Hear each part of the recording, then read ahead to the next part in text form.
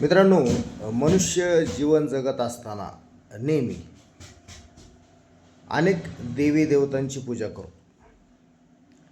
कोणी हनुमानाची सेवा करतो, कोणी खंडोबाची सेवा करतो, कोणी श्रीरामाची सेवा करतो, कोणी दत्ताची सेवा करतो, कोणी लक्ष्मी आईची सेवा करतो, कोणी जगदंबेची सेवा करतो.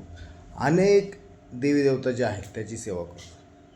परंतु भगवद्गीतेमध्ये भगवंताने काय सांगितलं की देवी देवता जे आहेत ते माझे शक्तिशाली अंश आहेत.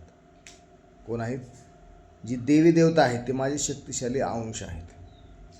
मीच त्यांचा उद्गम आहे. म्हणून मीच आदी आहे, मध्य आहे, अंत आहे, भूत आहे, भविष्य आहे, वर्तमान आहे. मीच सर्व मुळांचे मूळ, सर्व कारणांचे कारण मीच आहे. मीच उत्पत्ती आहे, मीच स्थिती आहे, मीच लय आहे. मीच या सृष्टीचा पोषण करता आहे.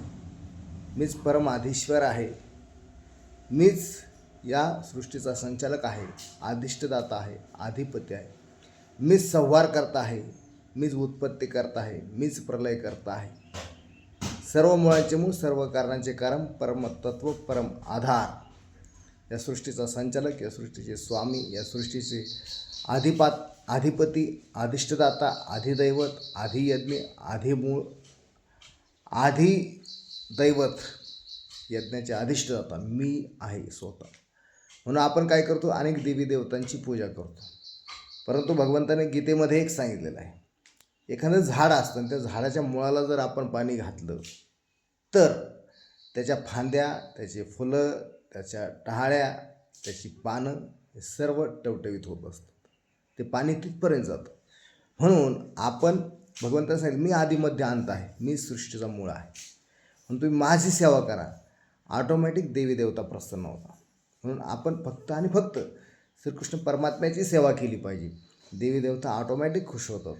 म्हणून भगवंताने जे सांगितले ते लक्षात ठेवलं पाहिजे. आता एखादं आपण अन्न खातोय, पोटामध्ये अन्न गेल्याच्या नंतर ते सर्व अवयवाला पोहोचतं आहे. तशा प्रकारे जे मूळ आहे त्या मुळापर्यंत जा. देवदेवता ऑटोमॅटिक खुश होत असतात. एकाच देवाची सेवा करायची. फक्त परमात्मा श्रीकृष्ण भगवंत यांची सेवा करा.